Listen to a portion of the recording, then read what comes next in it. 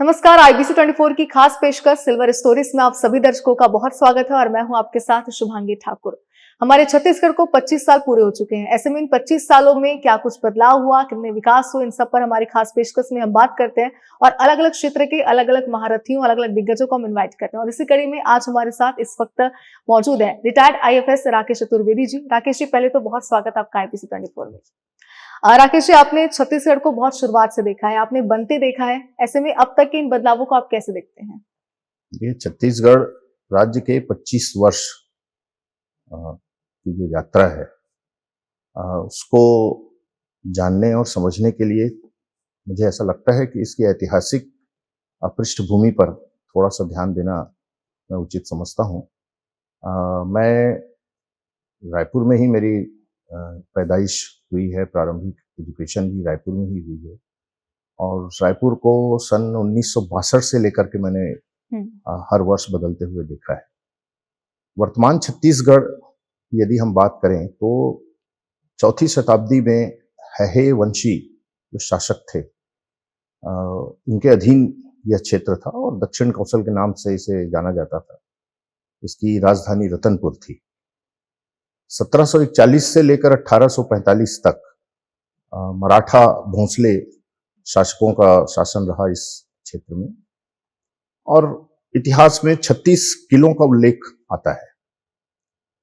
पहली बार छत्तीसगढ़ शब्द का प्रयोग जो हुआ वो 1795 में कैप्टन ब्लंट का जो अभिलेख था उसमें इसका उल्लेख आता है। उसके बाद 1 नवंबर 1956 को मध्य प्रदेश बना और 1 नवंबर 2000 को छत्तीसगढ़ राज्य का उदय हुआ। किसी भी इतिहास के कालखंड में राज्य का निर्माण अपने आप में एक बड़ी महत्वपूर्ण घटना होती है और नैसर्गिक संसाधनों से परिपूर्ण रत्नगर्भा छत्तीसगढ़ के लिए नए राज्य का निर्माण एक नए यात्रा की शुरुआत थी और 25 वर्षों के इस यात्रा में यदि हम छत्तीसगढ़ राज्य के क्रमिक विकास को देखें तो मैं बड़े गर्व के साथ कह सकता हूं कि 1 नवंबर 2000 से लेकर के इस 25 वर्ष की यात्रा में छत्तीसगढ़ ने अनेक कीर्तिमानों को हासिल किया है, अनेक कीर्तिमान स्थापित किए हैं। बिल्कुल राकेश जी, सुनकर हमें भी बहुत अच्छा लग रहा है कि बहुत सारी उपलब्धियां छत्तीसगढ़ ने अपने नाम की है बहुत ही कम समय में। लेकिन राकेश जी, ये तो हम सभी को पता ही है, युवा पीढ़ी को भी पता है कि छत्तीसगढ़ मध्य प्रदेश से अलग बन के एक राज्य बना अलग होकर, लेकिन हमने इसे बनते नहीं देखा है और आपने इसे बनते देखा है। तो आपसे तो मैं यही जानना चाहती हूँ कि जो हमारी युवा पीढ़ी ने जरा बताइए कि जब ये मध्य प्रदेश में था, अलग नहीं हुआ था, तब ये कैसा था? जब ये मध्य प्रदेश में था उस समय 96 में पहली बार शासकीय सेवा के दौरान मेरी पदस्थिति वन मंडलाधिकारी रायपुर की हैसियत से रायपुर में हुई थी और उस समय की यदि हम बात करें तो एक महत्वपूर्ण शहर था।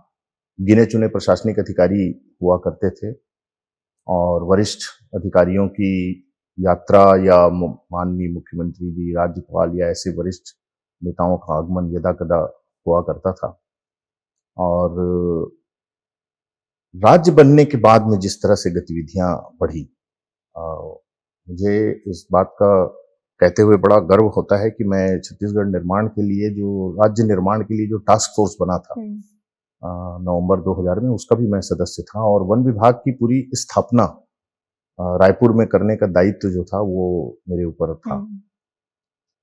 जिस तरह से एक राज्य में और एक जिले के में जो अंतर होता है वो अंतर हमको राज्य बनने के पहले स्पष्ट दिखता था।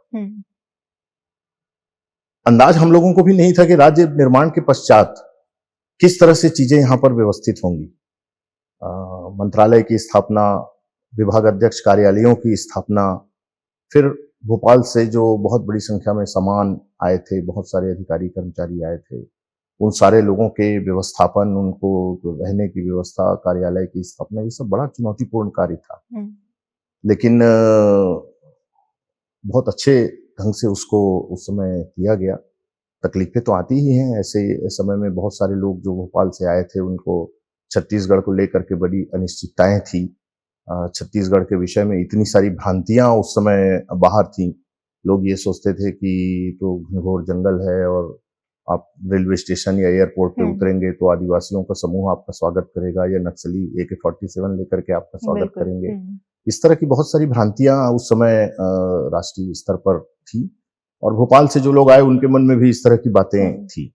लेकिन धीरे धीरे जिस तरह से सब का क्रमिक विस्थापन होता गया, कार्यालयों की स्थापना होती गई, प्रशासकीय कार्य जो है वो सुचारू रूप से चलने प्रारंभ हुए, और उसके बाद में फिर जो एक रफ्तार छत्तीसगढ़ ने पकड़ी, वो 25 साल के बाद आज उसके परिणाम दिख रहे हैं। बिल्कुल राकेश जी, आपसे बातचीत में हमें ये भी जाना कि एक बहुत बड़ी जिम्मेदारी आपको बहुत ही शुरुआत में ही मिल गई थी और उस जिम्मेदारी का निर्वहन आपने बहुत अच्छे से किया। राकेश जी, लेकिन एक बात ये भी है, क्योंकि बदलाव तो बहुत सारे हुए, आपने शुरुआत में ही कहा कि बहुत बदलाव आपने देखे हैं, लेकिन छत्तीसगढ़ का राज्य बनने के बाद ऐसा कौन सा बड़ा बदलाव आपने देखा सबसे पहले, जिसे आप हमेशा याद रखेंगे? देखिए, ये जब राज्य निर्माण हुआ उस समय 6 जिले थे। उसके पहले 98 की बात है, 9 जिले थे, फिर राज्य निर्माण के समय 16 जिले हुए। आज देखिए 33 जिले छत्तीसगढ़ राज्य में बन चुके हैं।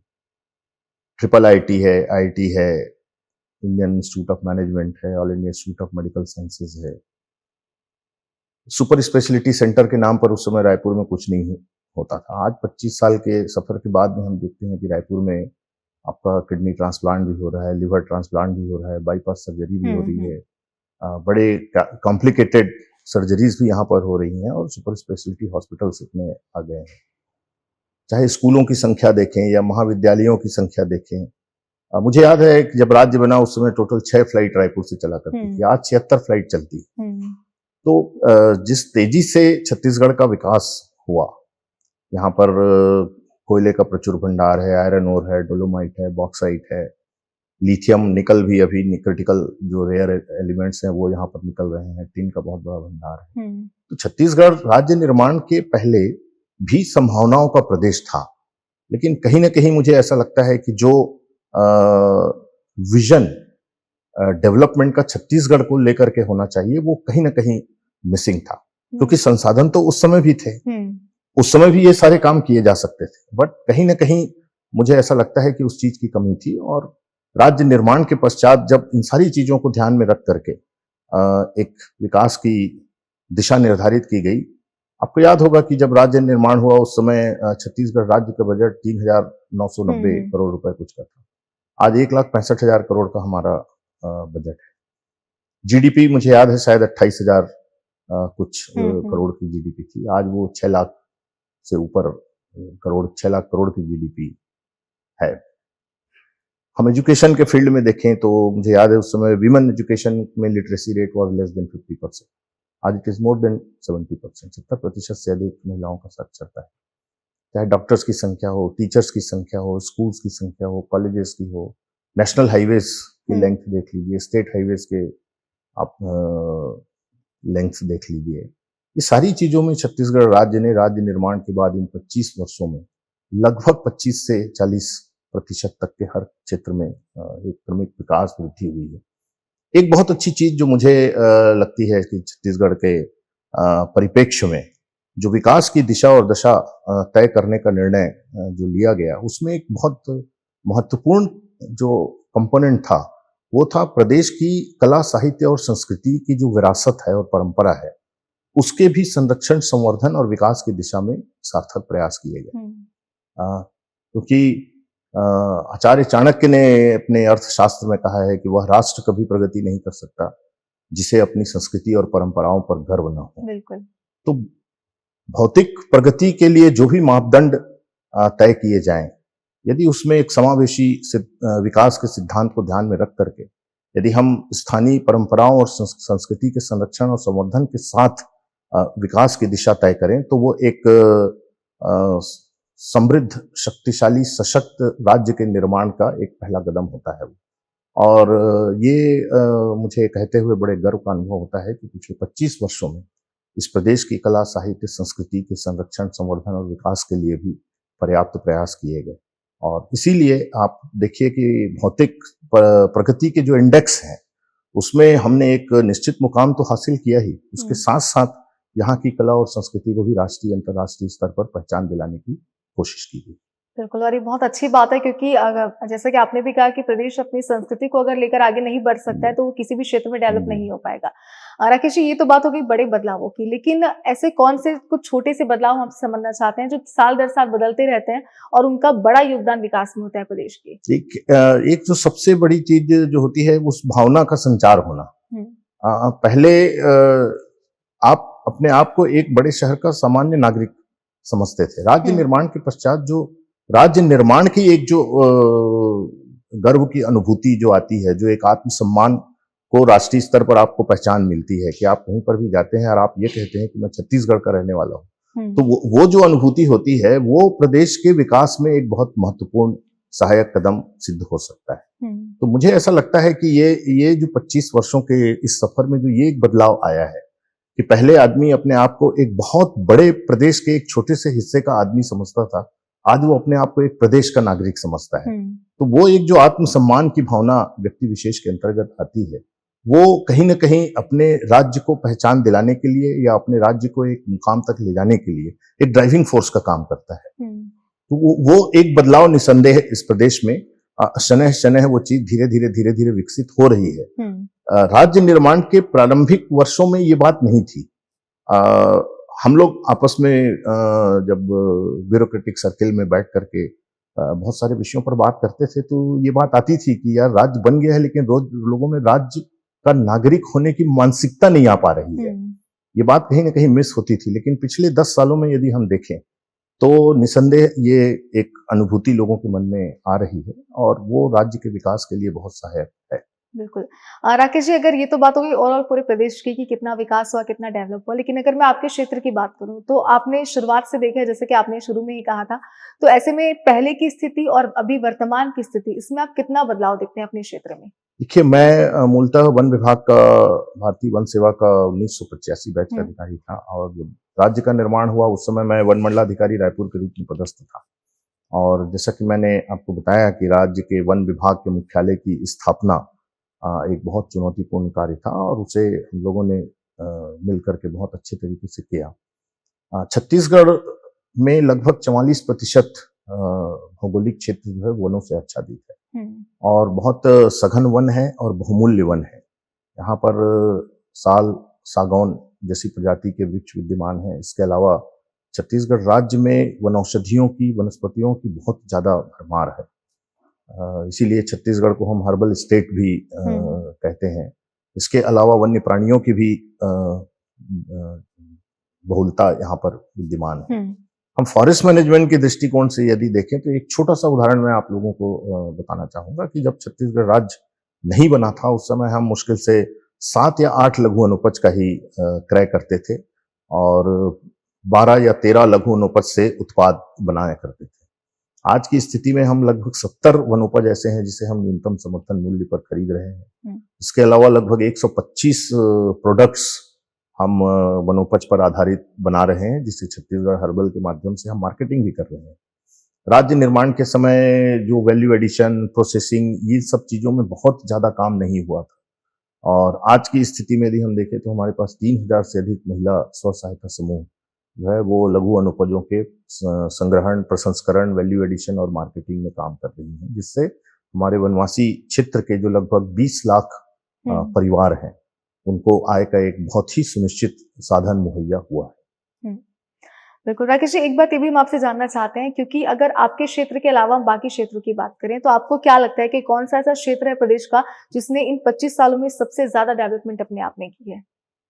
इंफ्रास्ट्रक्चर में मुझे हुँ, ऐसा लगता है कि इंडस्ट्रियल ग्रोथ है, इंफ्रास्ट्रक्चर है, माइनिंग सेक्टर है, सोलर एनर्जी का उपयोग है, ये ऐसे क्षेत्र हैं, चिकित्सा का क्षेत्र है, जैसा मैंने आपको बताया। ये क्षेत्र ऐसे हैं जहां पर मुझे ऐसा लगता है कि राज्य निर्माण के बाद में प्रशंसाजनक हुँ, उपलब्धियां हासिल हुई है। हुँ। बिल्कुल, राकेश जी, एक बहुत ही सिंपल सा छोटा-सा सवाल मैं लेना चाहती हूँ। वैसे तो अब तक की बातों में आपने बहुत सारे विकास की बातें की प्रदेश को लेकर, लेकिन 2 से 3 कोई मुख्य बिंदु बताइए प्रदेश के, जो आपको लगता है कि सबसे ज़्यादा विकास है और आपको उन पर गर्व है? दो चीजें जो मैं कहना चाहूंगा, हुँ, एक तो जो हम पिछले 25 सालों में जो, देखिए, किसी भी राज्य की जो रीढ़ की हड्डी होती है वो वहां के उद्योग होते हैं, कृषि होता है। हुँ, छत्तीसगढ़ कृषि प्रधान देश है, जहां हम एक बार 5 लाख टन धान खरीदते थे, आज हम 1 करोड़ टन के आसपास में पहुंच रहे हैं। ये एक बहुत बड़ा माइलस्टोन चेंज है, जिससे कि यहाँ के जो किसान हैं उनको एक बहुत बड़ा लाभ इस क्षेत्र से मिला है। दूसरा, जो औद्योगिकीकरण को लेकर के जो इंडस्ट्रियल हब्स बनाने का है, और उसमें भी जो सरकार की प्राथमिकता प्रोसेसिंग यूनिट्स को प्राथमिकता देने की है, क्योंकि रॉ मटेरियल हमारे यहाँ बहुत है, रॉ मटेरियल यहाँ है, लेकिन यदि हम उसका वैल्यू एडिशन और प्रोसेसिंग करके एंड प्रोडक्ट्स यदि हम बनाएंगे तो उससे प्रदेश की आर्थिक स्थिति बहुत तेजी से सुधरेगी। तो पिछले कुछ वर्षों में जो वैल्यू एडिशन और प्रोसेसिंग को लेकर के जो योजनाएं बनाई हैं, ये एक माइलस्टोन चेंज मुझे लगता है जो भविष्य में इस प्रदेश की दिशा निर्धारित करेगा और इसे और अधिक ऊंचाइयों पर ले जाएगा। बिल्कुल राकेश जी, अगर मैं आने वाले कुछ सालों की बात करूं तो आपको क्या लगता है, क्योंकि आपने एक राज्य को बनते देखा है, आपने एक राज्य को बड़ा होते देखा है, 25 वर्षों का होते हुए देखा है, आपको क्या लगता है कि आने वाले सालों में और क्या बदलाव प्रदेश में होने चाहिए इसके विकास डेवलपमेंट के लिए? इसमें 2-3 बातें जो है, एक तो देखिए एजुकेशन एक बहुत महत्वपूर्ण चीज है, और विशेष करके छत्तीसगढ़ का जो यूथ जो है, आपको जान करके आश्चर्य होगा कि छत्तीसगढ़ का जो एवरेज एज है दैट इज अराउंड 27-28 ईयर्स। सो जो छत्तीसगढ़ की भविष्य का जो छत्तीसगढ़ है, वो वर्तमान के जो हमारे युवा वर्ग है, ये इनके कंधों पर इसकी जिम्मेदारी है, और उसके लिए एजुकेशन जो है वो बहुत महत्वपूर्ण चीज है। दूसरा, जो आर्टिफिशियल इंटेलिजेंस को लेकर के बहुत सारी चीजें अभी आ रही हैं, तो उसको हम किस तरह से स्टार्टअप्स के साथ में ऐड करके एक अच्छे एजुकेशन का लेवल बढ़ा करके लोगों को सेल्फ एम्प्लॉयमेंट की तरफ ले जाए, उससे मुझे लगता है कि छत्तीसगढ़ की का भविष्य जो है वो निर्धारित होगा। बिल्कुल राकेश जी, कई बार ऐसा होता है कि ये हमारे साथ भी होता है हमारी पर्सनल जिंदगी में कि हम कुछ नए बदलाव के लिए, कुछ नवाचार करने के लिए कोशिश करते हैं, लेकिन वो कोशिश की सोच अच्छी होती है लेकिन वो शायद सही नहीं जाती है। ऐसे में प्रदेश के लिए आपको क्या लगता है कि ऐसी कौन सी गलतियां हैं, चाहे वो विकास को लेकर भी क्यों ना की गई, जो आगे नहीं दोहरानी चाहिए प्रदेश के विकास को लेकर के? कोई भी चीजें जो आप किसी भी क्षेत्र के हमारे साथ शेयर देखिए, करें। उसमें योजनाएं बहुत ही सोच समझ करके एक बृहत उद्देश्य को लेकर के बनाई जाती हैं, और उसके केंद्र में जिस तरह से सरकार ने जो वर्तमान हमारी सरकार का जो फोकस है वो है गरीब, किसान, युवा और महिला।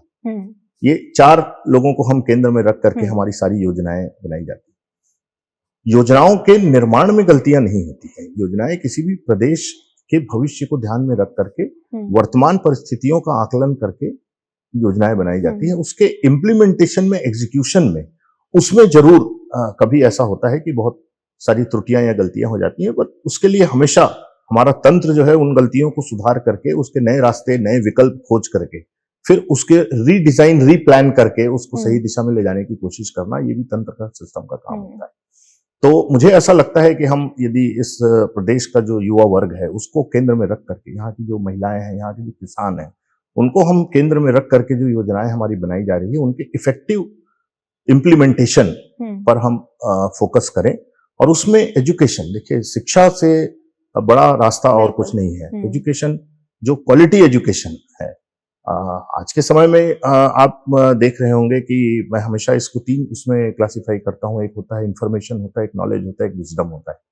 तो ये इस इंफॉर्मेशन की दुनिया में this is bombardment of information, but कहीं ना कहीं नॉलेज और विजडम जो है ना वो मिस होता है। तो जो क्वालिटी एजुकेशन जिसे हम कहते हैं कि instead of bombarding the youth with information, उनको हम यदि नॉलेज और विजडम की दिशा में ले जाने के लिए भी एजुकेशन में क्वालिटी पे फोकस करते हुए यदि उनको हम एजुकेट करें, और उसके साथ साथ में देखिए एक कंसेप्ट जो है कि शासकीय नौकरी का, ये इस कंसेप्ट से थोड़ा बाहर निकलना पड़ेगा, क्योंकि वो तो लिमिटेड है।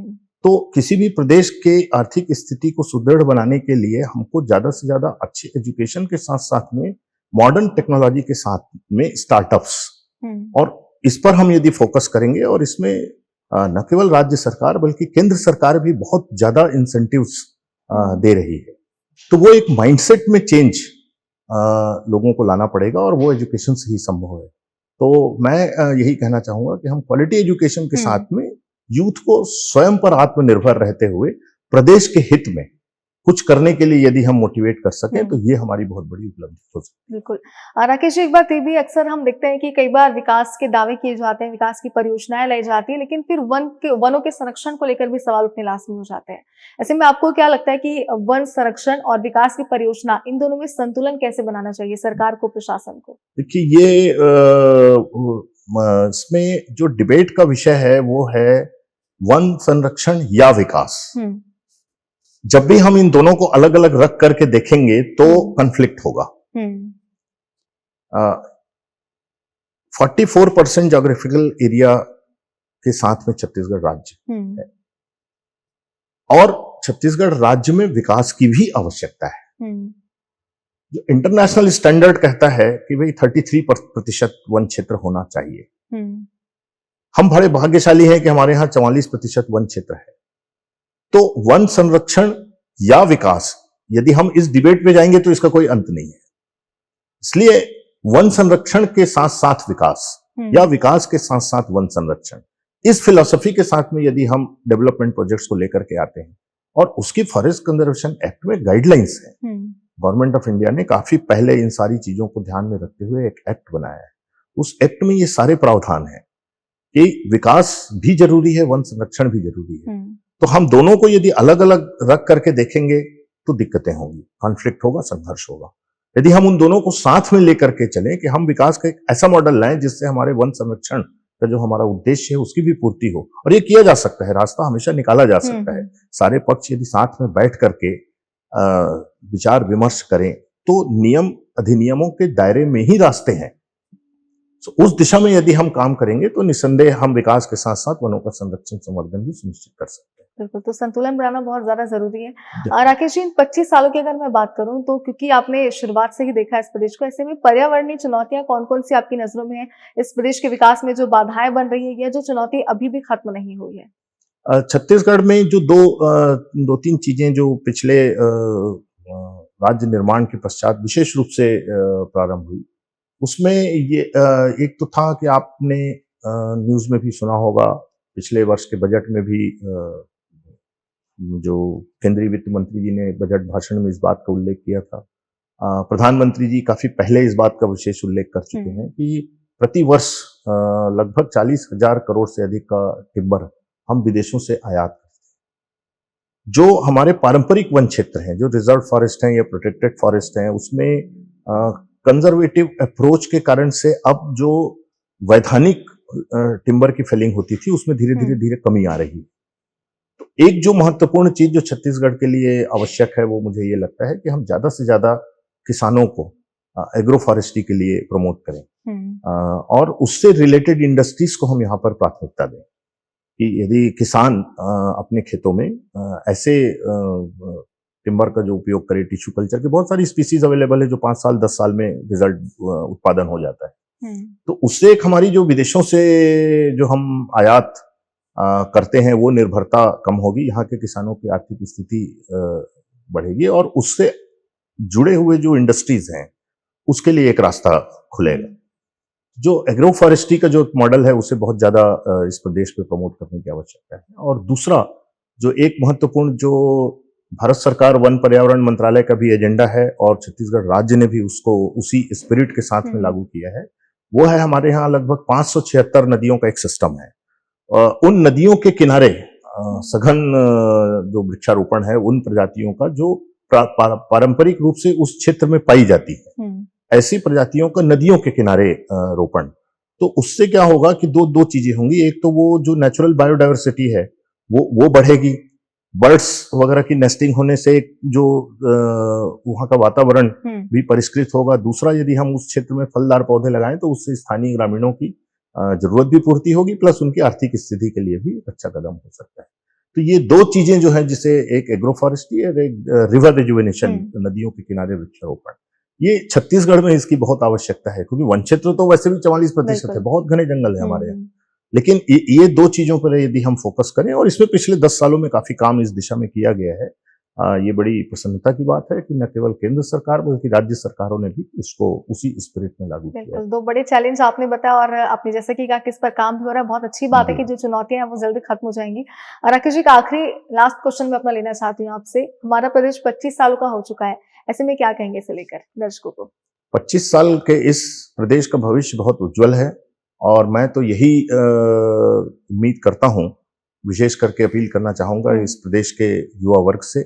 और जब हम यूथ की बात करते हैं तो उसमें युवक और युवतियां दोनों शामिल हैं। बिल्कुल, उनको एक दृढ़ संकल्प के साथ क्वालिटी एजुकेशन को ध्यान में रख करके अपने स्वयं के एंटरप्राइजेस एस्टेब्लिश करने के उद्देश्य को लेकर के एक सशक्त, समृद्ध, स्वच्छ और शांत छत्तीसगढ़ के निर्माण में अपनी महत्वपूर्ण भूमिका अदा करना चाहिए, यही मैं लोगों से अपेक्षा करता हूँ। बिल्कुल। राकेश जी, आपने बहुत सारी बातें हमसे की और आपसे हमने समझा भी कि प्रदेश में कितना विकास हुआ है, ना सिर्फ आपके क्षेत्र को लेकर बल्कि और डेवलपमेंट की कहाँ ज़रूरत है और किन-किन क्षेत्रों में विकास हुआ, आपने इस पर भी हमसे बातचीत की इन 25 सालों को लेकर। बहुत शुक्रिया एक बार फिर से हमसे बातचीत के लिए और चर्चा के लिए। धन्यवाद। और इसी के साथ हमारी खास पेशकश सिल्वर स्टोरीज में फिलहाल इतना ही। आप देखते रहिए IBC 24। नमस्कार।